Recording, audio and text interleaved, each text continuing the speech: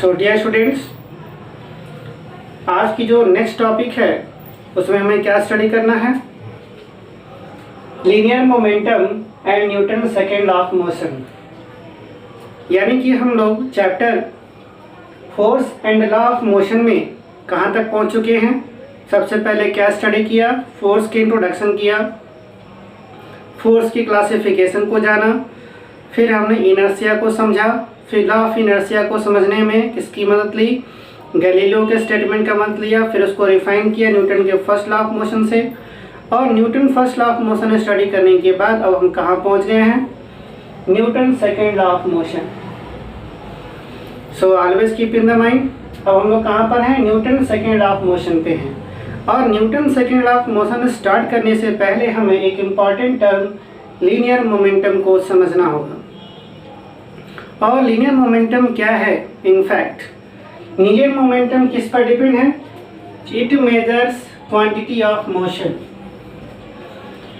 It measures quantity of motion. Dear students, मैं क्यों बार बार इसे रिप्लाई कर रहा हूँ, क्यों इसे मैं बार बार रीड कर रहा हूँ? Measures quantity of motion.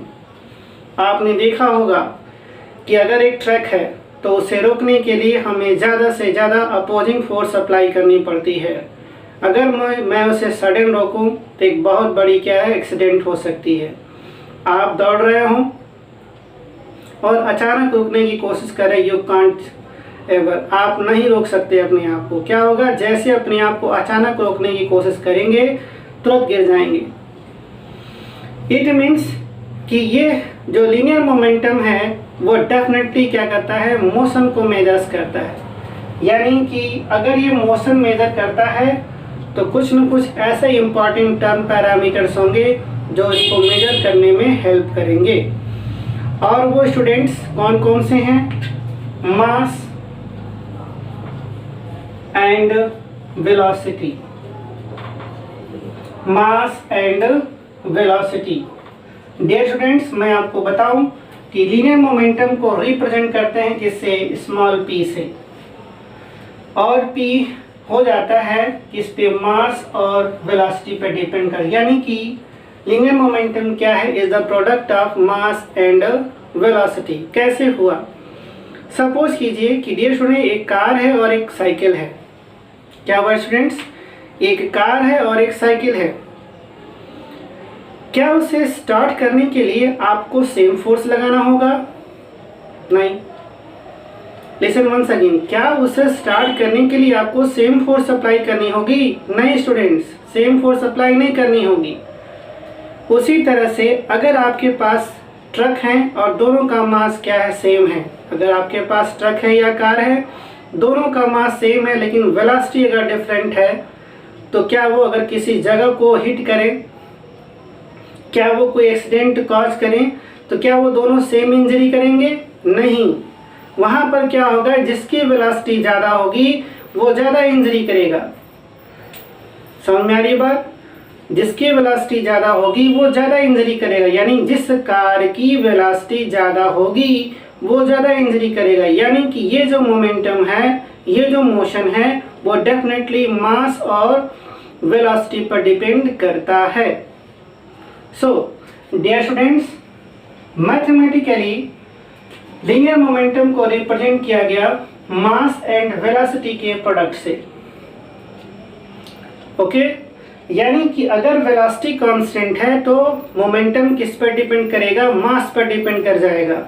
और यदि मास कांस्टेंट है तो मोमेंटम किस पर डिपेंड करेगा? वेलोसिटी पर डिपेंड करेगी। यानी कि अगर मास कांस्टेंट हुआ, सपोज कीजिए कि मास कांस्टेंट है और वेलोसिटी क्या है? बढ़ाई जा रही है, तो उसका मोमेंटम भी क्या होगा? बढ़ जाएगा। Okay students, so momentum means ये it is a vector quantity. ये क्या है? एक वेक्टर क्वांटिटी है। It is a vector quantity.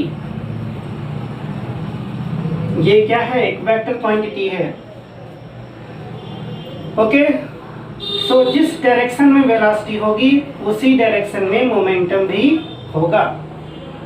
Always keep in the mind, velocity की जो डायरेक्शन होगी, इट मीन्स ऑब्जेक्ट जिस डायरेक्शन में मोशन कर रहा होगा, अगर वेलोसिटी की ये डायरेक्शन है तो सेम डायरेक्शन क्या होगी, मोमेंटम की होगी।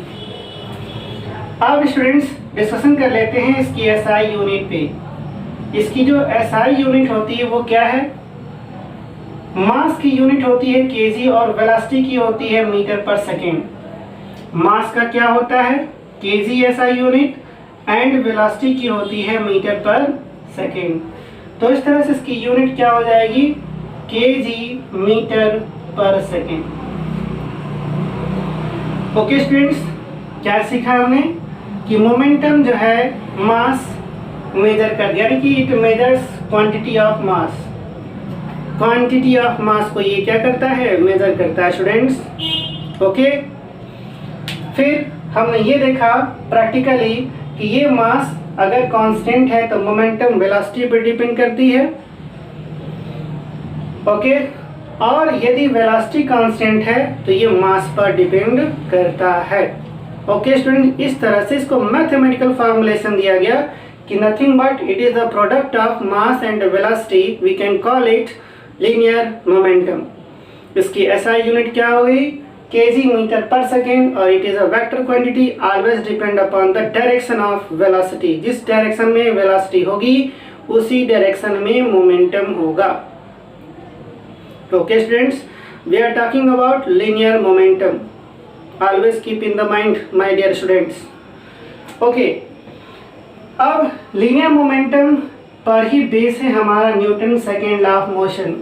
और ये Newton second law of motion क्या कहता है, ये एक स्टेटमेंट है, यानी कि हमने क्या स्टडी कर लिया अभी तक, मोमेंटम को स्टडी किया और मोमेंटम के फॉर्मूले हमने पाया P is equal to mass into velocity. Okay students, अब P जो है वो क्या हो गई, मास इनटू वेलोसिटी हो गई। Newton second law of motion कहता है कि the rate of change of momentum is the force.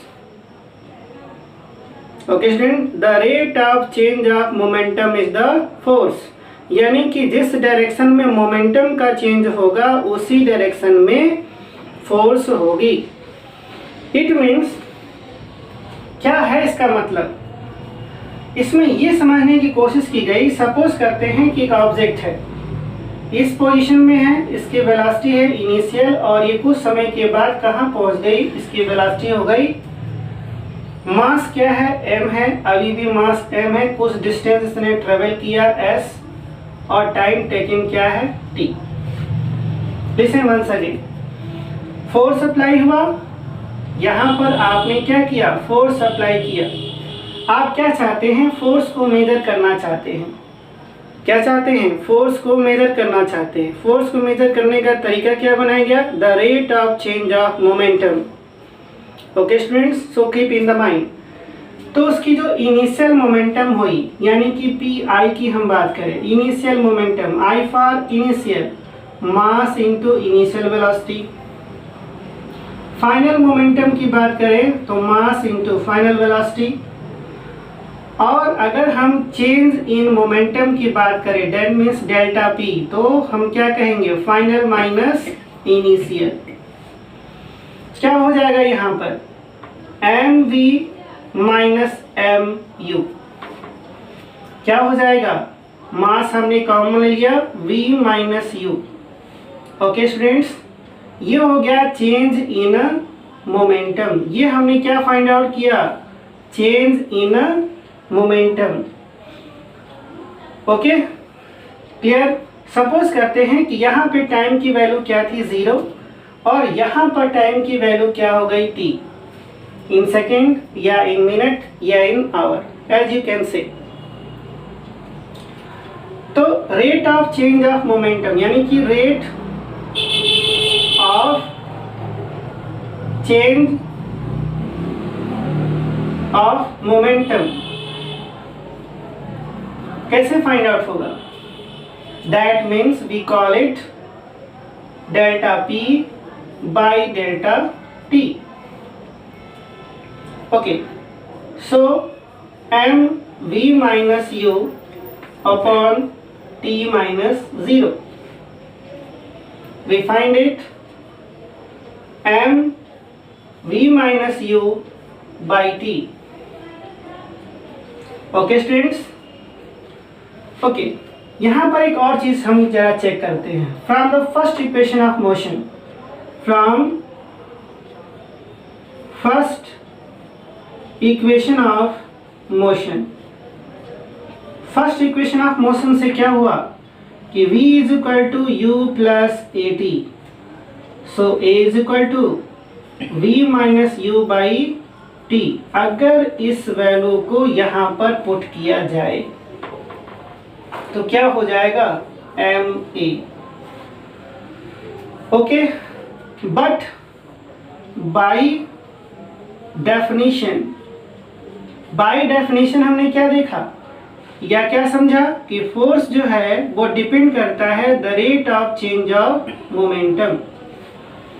So F is equal to K constant लगाते हैं हम। इस के को क्या कहते हैं, प्रोपोर्शनैलिटी कांस्टेंट। ये जो k है इसे प्रोपोर्शनैलिटी कांस्टेंट कहा जाता है।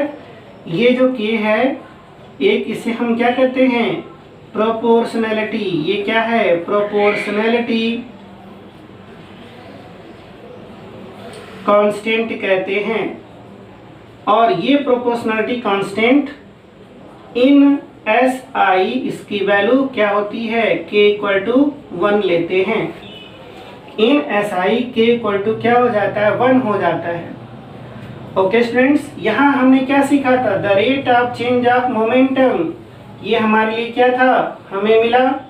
और ये डेफिनेशन से कही जा रही है कि फोर्स जो है किस पर है, the rate of change of momentum.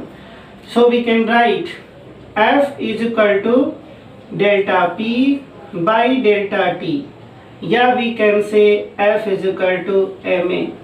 This is the most of the fundamental law in a motion.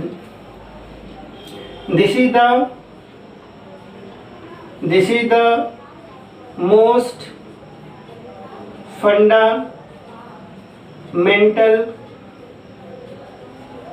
okay, law in a motion. My dear students, ये इतना इम्पॉर्टेंट, इतना फंडामेंटल है कि मोशन में कोई भी एक न्यूमेरिकल मोशन के रिलेटेड हो वो जरूर इस पर क्या है, बेस होता है। Fundamental law, force is equal to mass into acceleration. यहाँ से हमें क्या मिला कि फोर्स किस पर डिपेंड करता है, मास और एक्सेलरेशन। m क्या है, मास, और a क्या है, एक्सेलरेशन है। माय डियर स्टूडेंट्स, तो इस तरह से न्यूटन सेकेंड लॉ का एक मैथमेटिकल फॉर्मुलेशन हुआ, जिसे में हमने क्या क्या सीखा कि दैट मीन्स कि F बराबर ma by the help of this m into v minus U by T. Okay students, I hope कि ये लेक्चर आपको समझ में आया होगा। आप एंजॉय जरूर करेंगे इस लेक्चर को। साथ ही स्टूडेंट्स, आज के समय की सबसे ज़्यादा इम्पोर्टेंट टर्म क्या है, जब भी घर से आप बाहर निकले मास्क पहने और सोशल डिस्टेंसिंग को फॉलो करें और समय समय पर अपने हाथ को सैनिटाइज करें। Thank you students, I hope you can enjoy this chapter and the topic. Thank you.